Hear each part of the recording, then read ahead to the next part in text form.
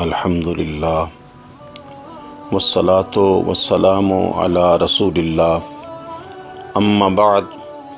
معزز سامعین و سامعات، السلام علیکم ورحمۃ اللہ۔ رسول اللہ صلی اللہ علیہ وآلہ وسلم کی عمر مبارک اب 40 سال کے قریب ہو چلی ہے۔ اخلاق کی بلندی، کردار کی پختگی اور سیرت کی پاکیزگی اپنوں اور بیگانوں کو اپنا گرویدہ بنا رہی ہے۔ اب وہ ساعت ہمایوں قریب آ پہنچی ہے جب آپ کو امانت عظمیٰ سپرد کی جائے گی، جس کی خاطر اللہ رب العزت نے اس در یتیم کو اتنے اہتمام سے اپنے آغوش لطف و کرم میں لیا تھا اور اتنے پیار سے ایک عظیم ترین مقصد کی تکمیل کے لیے اس کی تربیت فرمائی تھی۔ اس مبارک گھڑی کی آمد سے پہلے اس کے بابرکت آثار نمایاں ہونے لگے۔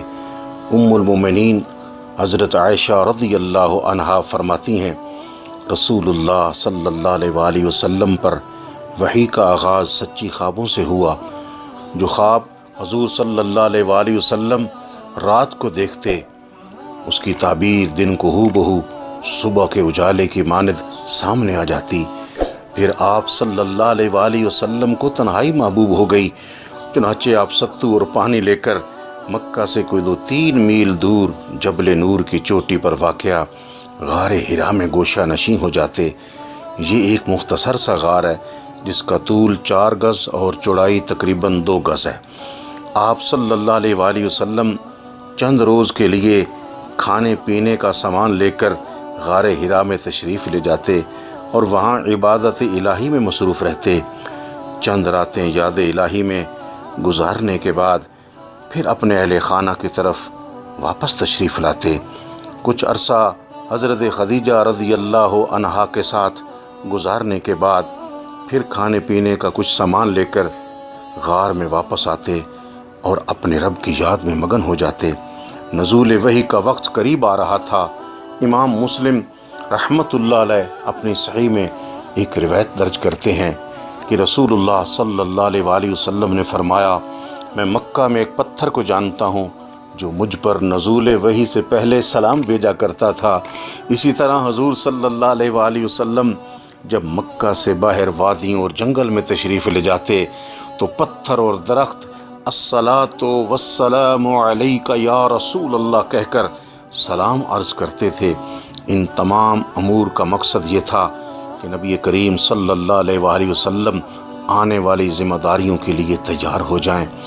ایک روز آپ حسب معمول غار حرا میں مراقب ہیں تو اللہ تعالیٰ نے چاہا کہ روئے زمین کے باشندوں پر اس کی رحمت کا فیضان ہو، چنانچہ جبریل امین قرآن کریم کی چند آیات لے کر آپ صلی اللہ علیہ وآلہ وسلم کے پاس آئے اور کہا، اقرا یعنی پڑھیے۔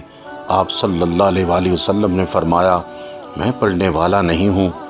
حضور صلی اللہ علیہ وآلہ وسلم فرماتے ہیں، پھر اس فرشتہ نے مجھے سینے سے لگا کر خوب بھینچا، پھر مجھے چھوڑ دیا اور دوبارہ کہا، اقرا یعنی پڑھیے۔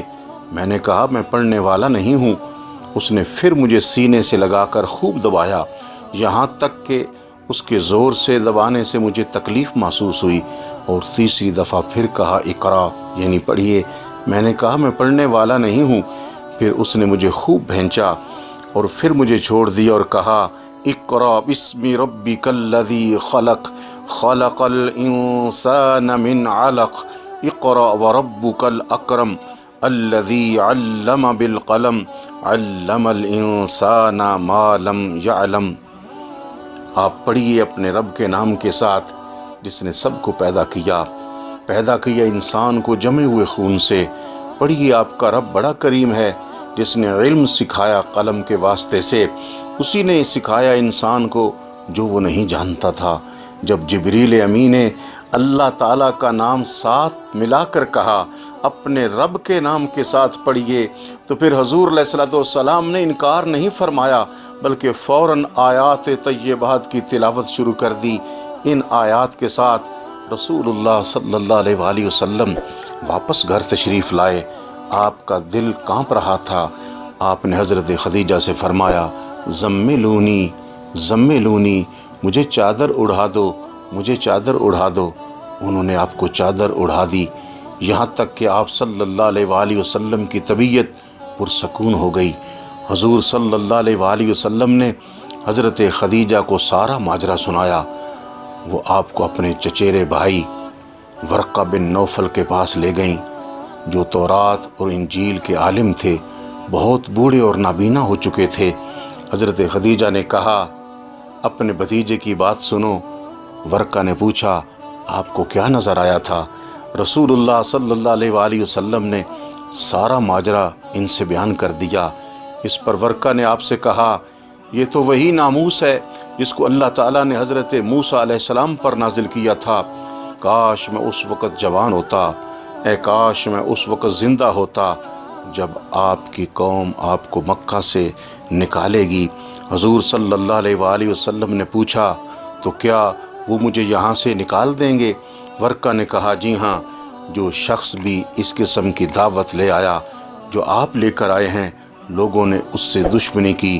اگر مجھے وہ دن دیکھنا نصیب ہوا تو میں آپ کی زبردست مدد کروں گا۔ اس کے بعد ورقہ جلد ہی فوت ہو گئے اور وحی کا سلسلہ کچھ عرصہ کے لیے رک گیا۔ اللہم صلی علی محمد وعلی آلہ وصحبہ وبارک وسلم۔